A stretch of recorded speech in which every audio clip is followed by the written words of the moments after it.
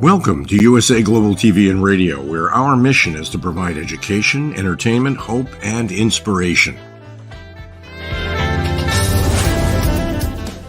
USA Global TV and Radio connects you with experts and audiences all around the world every single day to help you succeed in business and to live a richer life. Visit us at usaglobaltv.com to learn about career and life-changing training and mentoring programs like the Listening Mentor. Subscribe to our newsletter to stay informed about our special programs and offers. Discover how you can become a guest on one of our shows or a host or producer of a USA Global TV and Radio show of your very own. That's USA Global TV and Radio, where the doctor is always in.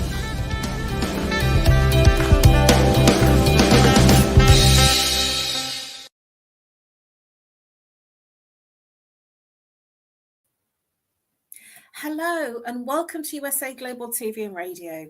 My name is Caroline Heward and I'm known as the Harley Street Stress Expert. Today's show is Talking Heads and I'm an expert presenter in today's topic, which is Understanding Eating Disorders. And it's part of the Mind and Body Connection series. Let's begin.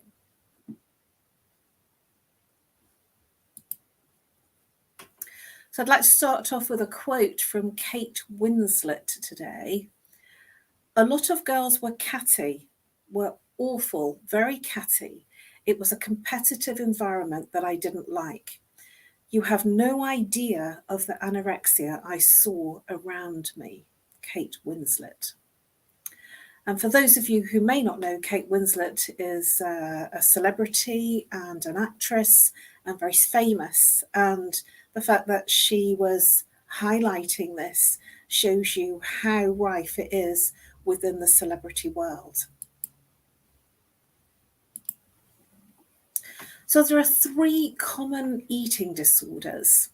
And rather than going into lots of detail, I just want to cover them loosely so that we can look at what's under the cover of these eating disorders. So the first one is anorexia nervosa. And this is essentially not eating, restricting your eating and seeing that you are overweight. Even if you are not overweight, always seeing yourself as overweight. The second eating disorder that's very common is bulimia. And bulimia is when you eat plenty, but then you feel a level of guilt, almost sinful that you've eaten so much. So you're eating for taste and for pleasure. And then the symptoms of bulimia is that you use laxatives to excrete the food.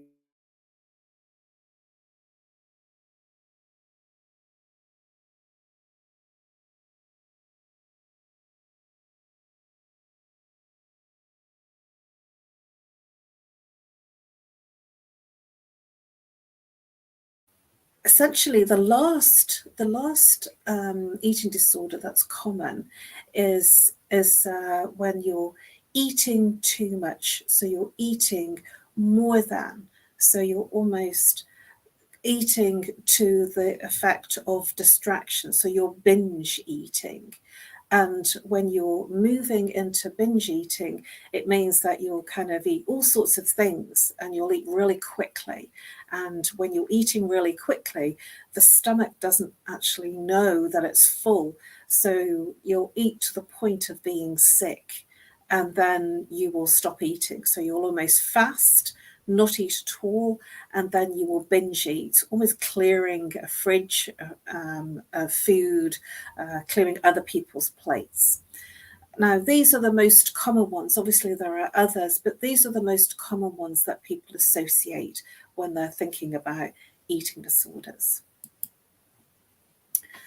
So understanding eating disorders, essentially, when you're looking and thinking about eating disorders, you will see the person showing up as being a picky eater. They will be saying yes to some things and no to others, or it'll be very difficult for them to find a dish if they're out eating in a restaurant, or they won't eat certain things. They might only want certain things cooked in a certain way. So they'll be very, very picky. And sometimes the person that's hosting them will feel almost part of the challenge because they can't find anything to suit their pickiness. So when they're picking, they're literally, if they have a plate of food in front of them, they'll probably pick at it rather than eat it, and kind of move the food around the plate. So anorexia is what we've just mentioned in terms of not eating. So when you're at the table and there's dinner or lunch being served, they will probably say something like that they're not hungry, or they ate earlier, or they'll be feeling, sort of not feeling well. They'll excuse themselves from the table. So when somebody's got anorexia, they will almost eat privately, and they will eat small amounts because they will have a lot of guilt attached to food and not wanting to put on weight. So controlling the amounts that they eat and when they eat.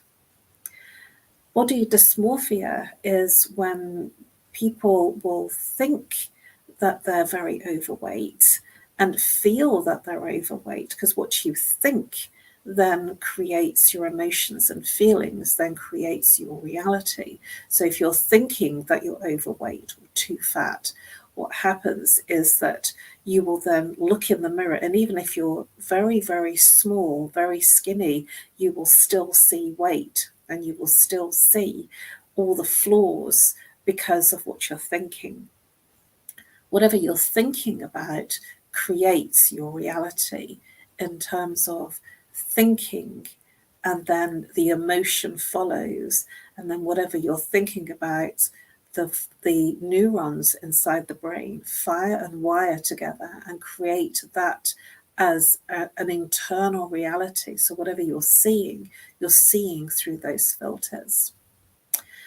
It's also very much about control, very much about eating lots, bulimia, binge eating, or not eating. So this is about what you digest, not digest, what food goes in your mouth, what sensations that you're looking for. And so this is very much about what you control in terms of what you're eating, what you're not eating. Now, it'd be interesting for you to know that eating disorders, they come from the solar plexus. The solar plexus is the third chakra in the physicality of the body, which is above the belly button. And the third chakra is known as the solar plexus. And this is all about your self-esteem. This is about your confidence. This is about your power. And this is about your sight, your insight, and your sight to see things. So this is why there will be a feeling of low self-esteem. This is why the anxiety resides in the solar plexus as well, because this is where, if you're excited, you will feel butterflies. If you're feeling nervous, you will feel that anxiousness, that tightness in the tummy. This is also where perfectionism resides. That you'll find that people that have eating disorders, or when you're looking on, witnessing someone who has an eating disorder, there will be perfectionism traits, that everything has to be just so, almost to the point, for some, bordering on OCD. There will be, in terms of the eating disorder for the person that is suffering, a level of peer pressure, fitting in, which is why Kate Winslet's quote was very fitting, because if you are surrounded by people that are watching their weight and not eating certain things, and making sure that they're not putting on weight, like over Christmas, for instance, when they're with family, or not drinking, there will be a level of peer pressure if you're gorging on desserts and very, very large meals. So this peer pressure will give you a level of guilt and lack of confidence when there is that peer pressure around to fit in, to make sure that you are part of the group, that you're not seen as not playing the game. And this also resides in a place of, for some people, if it's very, very advanced, it'll be in the realms of coming up as a mental illness, that this weight issue, whether it's overeating or not eating, will come from a way that the mind is not assimilating everything as it should do, and seeing things in an unusual way that will create mental health issues.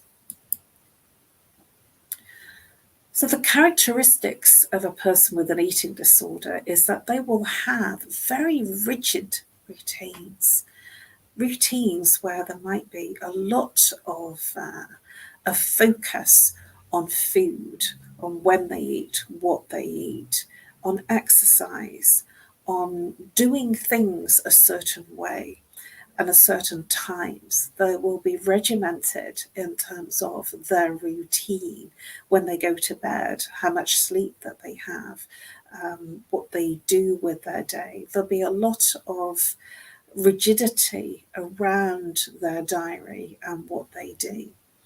And from that, there will be a level of perfectionism, that they have to do things so it's just so. And they will have very, very high levels of perfectionism, that it has to be done this way. So they will have the bar set very high in terms of what they're doing.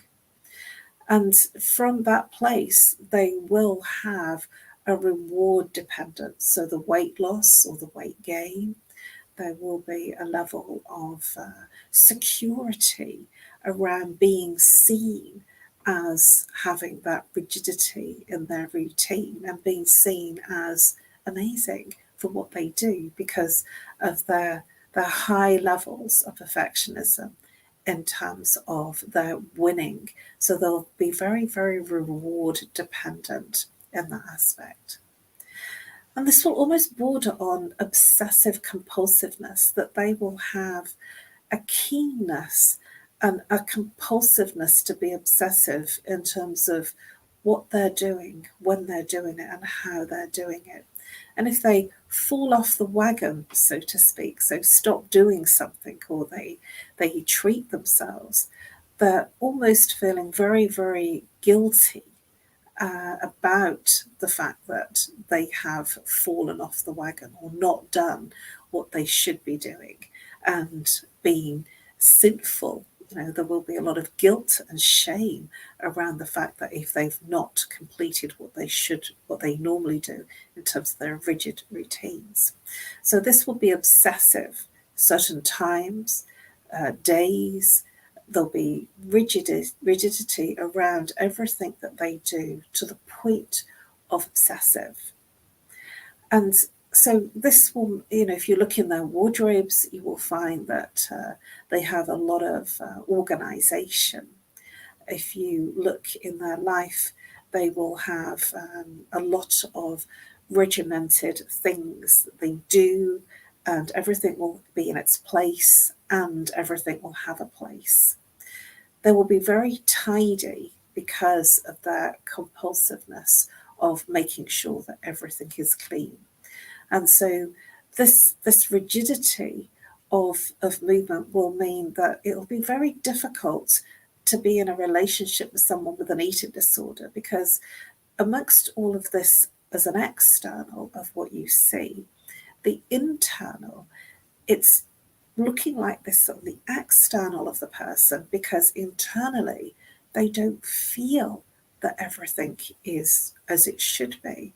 They will feel that they're not delivering for themselves and for others in the way that they want to. And so internally, they will have that level of low self-esteem, of low confidence. And it depends on where the person is. Obviously, there are different levels of where the person is on the spectrum of the eating disorder. And so in this aspect, the perfectionism will vary to the degrees of where the person is in terms of the obsessiveness and the rigidity of their routines. So let's look at some root causes. And what I'd like to share with you is a case study of a client that came to see me. And she was a fitness instructor, and she had a weight problem, and she wanted to seek help to resolve it. Now, she didn't want other people to know that she had this issue. So it was all very confidential and very private. And I'm sharing this as a general case study rather than giving you any names. Now, this particular person, she had a very high profile, very public profile, but she had something going on at night. And what she was doing at night was she would go to bed, and then an hour after falling asleep, she would almost sleepwalk, wake up, sleepwalk, and raid the fridge. And she would binge eat. And then she would go back to bed, and she would wake up an hour later, and she would raid the fridge again. And then when she was complete, she would go back to bed. And this would go round the clock until she was up again in the morning. And she'd been like this for a long time, for many years. And I had actually seen somebody else who'd recommended her to see me. And so she came with big references of the fact that I could help her. But she came to me with an eating disorder, binge eating. And she was expecting me to look at the eating. What I looked at was what was behind it, what was triggering the behaviour. I was looking right the way behind, not what she was eating and when she was eating, but what was causing that waking up after being in bed for an hour. And through a series of sessions, I think it was probably by the time that we got to the third session, because we were looking at all the routines, all the things that were happening, because it's very difficult just to go straight in there for some people and work out what the root cause is. When the exploration of her consciousness and what was happening, we worked out that the root cause of her eating disorder was that when she was 5 years old, after an hour of being in bed, someone came in her room that was a relative when she was staying at an uncle's, and went into her room after an hour of her being in bed and physically, sexually abused her. Now this, for her, she was about 40 years old, and it was very difficult for her to even recollect it. So she had completely suppressed what had happened to her at 5 years old. And this abuse had been going on for 9 years until she wasn't in the company of that relative anymore, and it stopped.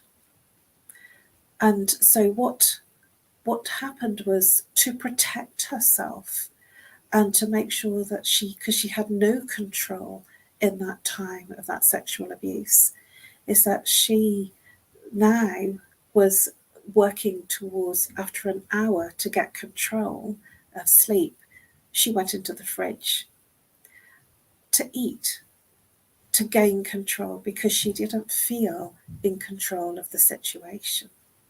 And so she kept going back to the fridge after an hour, and it was how she was living out the abuse after she'd been in bed for an hour. And it was revealing, and it was shocking to her when she realised what had caused her eating disorder, because at 30 years old, she just didn't put it together. She couldn't recollect why and how. This was just how life was for her. And it was her husband that told her to seek help. And that was one of the reasons why she looked at and started a career in personal development and being a fitness trainer, because she was actually looking at ways that she could solve her own eating disorders and to keep fit and to lose the weight. And she was trying to lose weight from an issue that she didn't actually realize what was causing the food, the eating, the binging at night. And so when it was revealed, suddenly the eating disorder stopped.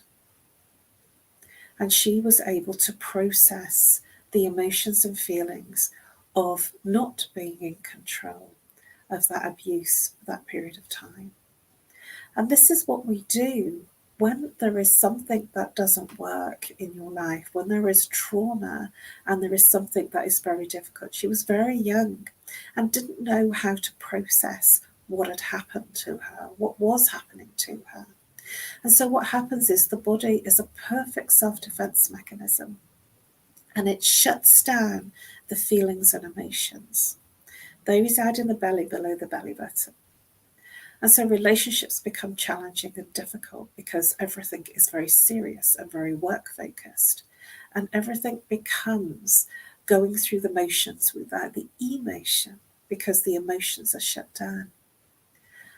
And so when that happens, then it's about moving into the mind and thinking, analysing and talking through things. But to stay in your power and to stay in a level of control, eating, whether you're not eating, comfort eating or binge eating, becomes a focus. It becomes a strategy to cope, a mechanism to handle what you didn't handle all those years ago. And this is not uncommon to find that people that have had trauma in their early childhood to move to using food as a form of control, of being empowered, of being in control. What you put in your mouth or not put in your mouth gives you a form of control. And this person was so happy because she had finally opened the lid on what had caused the challenges. Now we'd got to the root cause after 3 sessions. Now, she had been seeing psychotherapists for many years, and they hadn't managed to identify the root cause because they were only ever looking at the stories around how she was expressing herself. Now, when somebody is in stories and explanation and justification, and in that conversational space of explaining away everything, it actually fires and wires that conversation and that justification to keep the problem.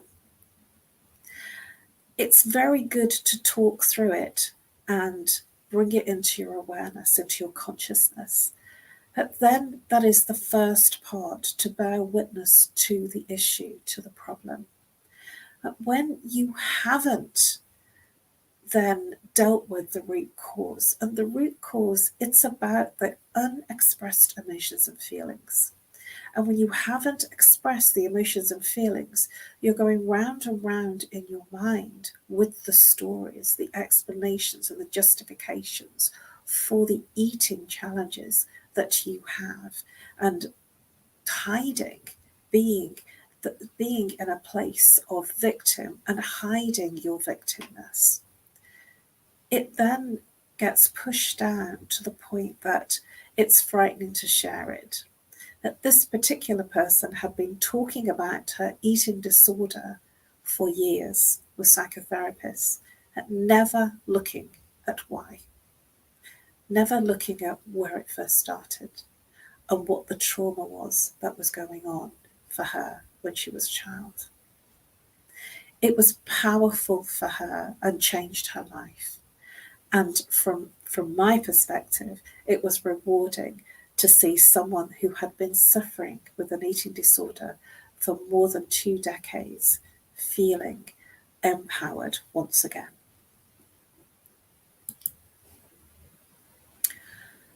So let's look at some more root causes in terms of childhood trauma. Whatever that is, it might be that there might be a family breakup. It might be that there's a sickness in the family, or there might be sickness in the child themselves. The family environment might be dysfunctional.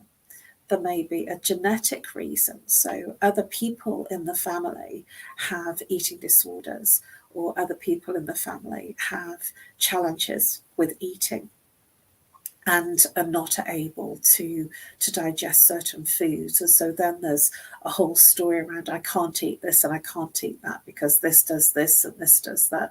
And there's the story around it. And the genetics is that you might have the wrong blood type, or this happens when you eat this type of food, and all sorts of things can come out of genetics. Social influences, the peer pressure of the people around you, and being seen as looking like everyone else. The fear of fatness, that's an awful word, fatness, and it's what the person feels. They feel fat. And so they don't want, the person that's not eating and bordering and going through an anorexia experience, they don't want to gain weight. And so they're so self-absorbed about gaining weight or looking fat that they don't want to be there. And so the avoidance, whatever you avoid, so whatever you resist, persists in your life. So if you are fearing fatness and your whole conversation internally and externally is about your weight, this is how you will gain weight, because the mind does not know what's real or imagined. And the mind is very literal when you are thinking about something. And so if you say, I don't want to be fat, the mind hears, I want to be fat. It's absolutely extraordinary how we create things. And so that person internally will be saying that the mind doesn't hear the negative. So it hears, I am fearing fatness. And so the mind and the body engages with the term fatness and creates the weight. Some people just look at something and the fact that they're feeling a discomfort about the level of calories or the level of weight that they're going to gain, it actually creates the weight. Also, people that have difficulty in expressing their emotion. So if they've suppressed their emotions, they will then, in that suppression, go into the mind. And when there's a lack of expression of emotions, this is where it will come out into an eating disorder. And so it is important to express how you're feeling, whether you feel it's right or wrong. It's very important to express what is right for you, whether it's anger, sadness, loneliness, heartache, whatever you're feeling. This is the root cause. It's all to do with the lack of expression of your emotions of a given situation or time. So some unhealthy coping mechanisms to avoid. So you'll be avoiding the eating disorder and avoiding situations. You will be in total denial, almost to the point of head in the sand and not looking at what's going on. The person might be sleeping too much, and in that sleeping, they're making themselves avoid certain situations in life and in the family and in their relationships. So if they're going to bed and always sleeping off because they're tired, this is how it can affect you in terms of that coping mechanism to just disappear, to hide under the duvet, is not healthy. For some people, substance abuse is a coping strategy. So alcohol, recreational substances, smoking, all of these things are from the solar plexus. They are coping mechanisms from the solar plexus issues. So this will all stem from low self-esteem, confidence, and a lack of feeling in control. And that lack of feeling in control moves them to use substances to gain control back, to get some semblance of order in their life. The final unhealthy coping strategy that I want to look at is impulsive spending. And this is a very interesting coping strategy because they will be hoarding, have lots of things, and because that's the attraction of feeling safe. So the impulsive spending, they might not need what they're buying. What is happening there is that this is a feeling that it gives them of control, that they are in control. And this impulsive spending can be, online, it can be in retail, actually going shopping on a shopping spree. It can be spending on lavish pampering. So this impulsive spending, can be in any aspect of your life, whether it's things, fashion, beauty, but you will see it, that there will be a lot of things that they're doing and a lot of things that they're compiling. And this is also known as retail therapy, that you always feel you get like that boost, that good feeling of that heightened experience when there is that kick that you experience when you've been spending. So I'd like to look at some healthy coping strategies. One of them that I want to share with you is from the place of being a perfectionist. So when you're a perfectionist, you'll have really high expectations of yourself. You'll put a really high level of expectation on your performance. And my invitation to you is to lower your expectations of timing, delivery, of what you set yourself doing. This will be challenging in one aspect because when you lower the bar, you're almost diminishing who you're being in your everyday life. This high level of expectation can cause serious challenges in that world of perfectionism that you strive for and don't feel that you always get to. And if you want to know more about perfectionism, my show last week was looking at perfectionism. Please do check that out. Assistance. Reach out and share. Talk to someone you trust.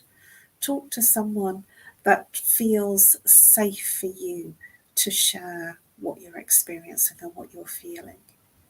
Whether it be a family member, whether it be a good friend, a person at work, or indeed reaching out for professional support.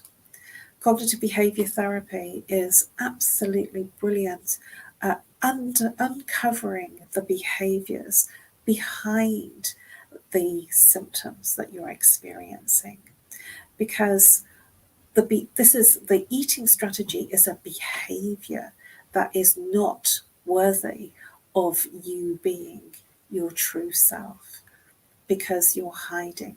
It's something that is a protection. And so when you reach out for assistance professionally, they can help you uncover, as I did with the person that came to see me with the binge eating disorder.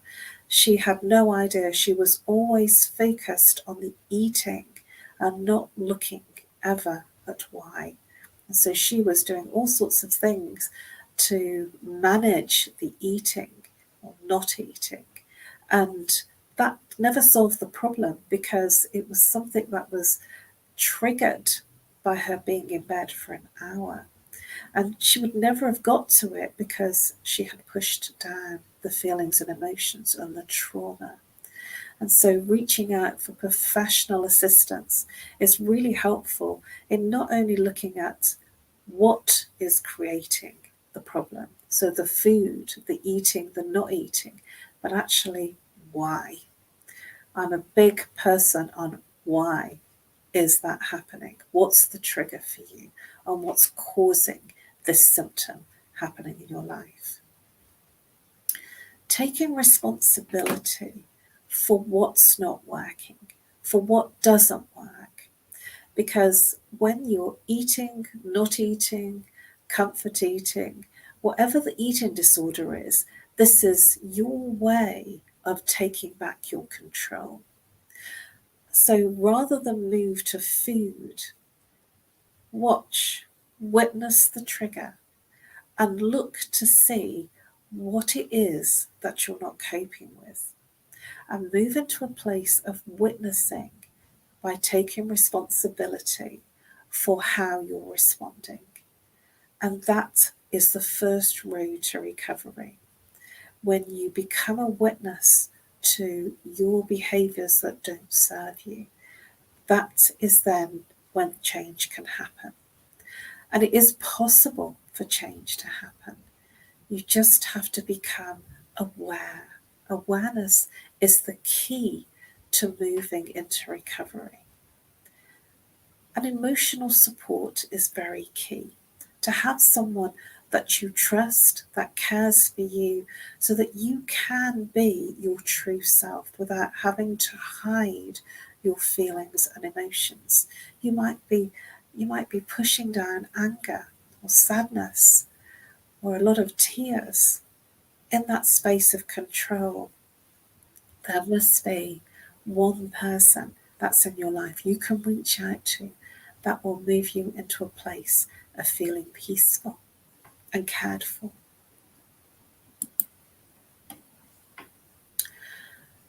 So here's a quote by Catherine Oxenberg. I truly believe the eating disorder is gone. The discovery of what was at the bottom of it lifted me, and I walked into a different phase of my life. I truly believe the eating disorder is gone. The discovery of what was at the bottom of it lifted me, and I walked into a different phase of my life. Catherine Oxenberg. And this is what I've been describing, that rather than looking at the disorder, looking at the trigger, what's triggering the behaviour, and looking at way back when it first started. And it's very difficult for you yourself, if you're in the eating disorder, to find the root cause, because you can't find what the root cause is. You can't find it in the same consciousness that you created the problem. And this is why somebody else bringing their expertise as an intervention can help you literally work out what created the issues so that you can step into the road of recovery. Here's a quote by Drew Barrymore. I personally battled with my own body image for years. I used to tell myself you can't wear anything sleeveless or strapless. And all of a sudden, I was like, what if I just don't send such negative messages to my brain? And said, wear it and enjoy it. And now I'm more comfortable in clothes than ever. Drew Barrymore. This is that conversation. What is it that you're saying to yourself that is creating the challenges? And this is a beautiful insight by Drew in terms of she changed what she was thinking and saying to herself. And in that space, she found a level of peace and relaxation to the point that she is now enjoying life in a much better way. I'd like to finish with a healing mantra. This healing mantra is a very beautiful mantra and can literally move your body into a place of inner peace through a place of self-healing. So the words are Ra, which means sun, Ma, moon, Da, earth, Sa, impersonal infinity, Sa, say, totally of infinity, So, personal sense of merger and identity, Hung, the infinite vibrating and real.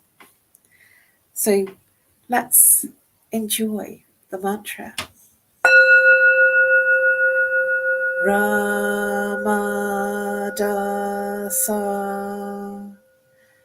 Sa Se So Hum. Ramadasa Sa Se So Hum. Ramadasa Sa Se So Hum. Ramadasa Sa Se So Hum. This is very beautiful if you chant in this way, just literally saying the words. They bring in an infinite amount of healing, an internal blessing.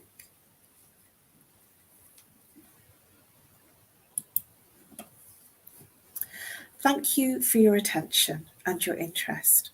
Please subscribe to USA Global TV and Radio. You'll find all of our Talking Heads episodes under the playlist Talking Heads 2023. You'll find all of my Talking Heads episodes under my name for this year, Caroline Heward, under 2023, and last year's episodes under Caroline Heward, Talking Heads 2022. Please do reach out to me. I am absolutely delighted to be able to assist you in your personal healing journey. Please reach out to me on nomore@live.co.uk or call me on +44 if you're international. If you're local, 07523 120 189.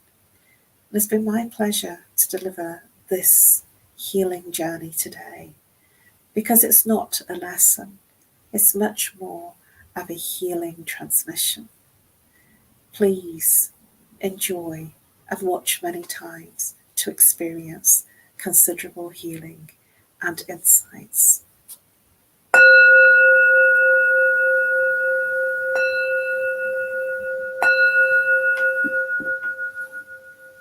Namaste.